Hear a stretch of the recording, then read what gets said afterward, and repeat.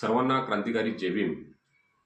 आज आपण डॉक्टर साहेब आंबेडकर आणि राजश्री शाहू महाराज यांच्यातील दोघांची झालेली भेट व दोघांमध्ये झालेला संवाद आपण आज बघणार आहोत।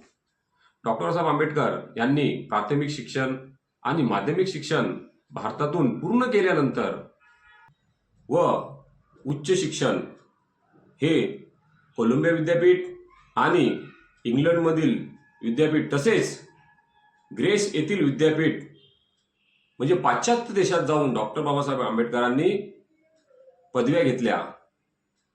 परंतु एवढं ज्ञान घेऊन ज्यावेळेस ते भारतात परत आले त्यावेळेस तत्कालीन भारत देशातील लोकांनी व येथील असणाऱ्या पुढाऱ्यांनी त्यांची दखल घेतली नव्हती।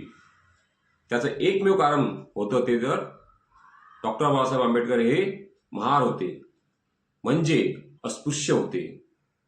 अस्पृश्यता कलंक हा त्यावेळी फार मोठा कलंक होता।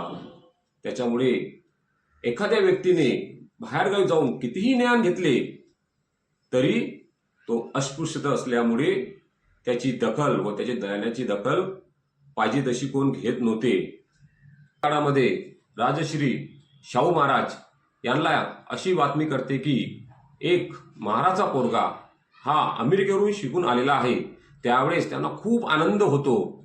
तो आनंद एवढा होतो की त्यांना डॉक्टर साहेब आंबेडकरांशी भेटायची इच्छा होते। त्यावेळेस ते आपल्या एका माणसाला बाबासाहेबांचा पत्ता काढायला सांगतात। तो पत्ता काढल्यानंतर ते बाबासाहेबांना निरोप पाठवतात की बाबासाहेब आम्ही तुम्हाला भेटण्यासाठी येणार आहोत। त्यावेळेस राजश्री शाहू महाराज हे डॉक्टर बाबासाहेब आंबेडकरांना भेटायला त्यांच्या डबक चाळीमध्ये भेटण्यासाठी जातात। छोट्याशा चाळीमध्ये भेटण्यासाठी जातात व छोट्याशा घरामध्ये भेटण्यासाठी जातात।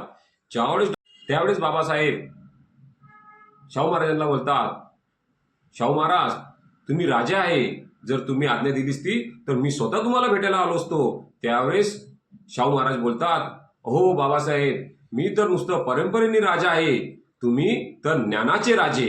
बघा शाहू महाराजांचे विचार कसे आहेत। एक महार कोलंबिया विद्यापीठातून शिकून येतो तर का उद्गार निघाले, तुम्ही तर ज्ञानाचे राजे, आम्ही परंपरेने झालेले राजे आहे। असे वैचारिक राजश्री शाहू महाराज आणि डॉक्टर साहेब आंबेडकर यांचे तिथून एक घट्ट संबंध होतो। कारण की महात्मा ज्योतिराव फुले यांच्या विचाराचे वारसदार म्हणजे डॉक्टर बाबासाहेब आंबेडकर आणि छत्रपती शाहू महाराज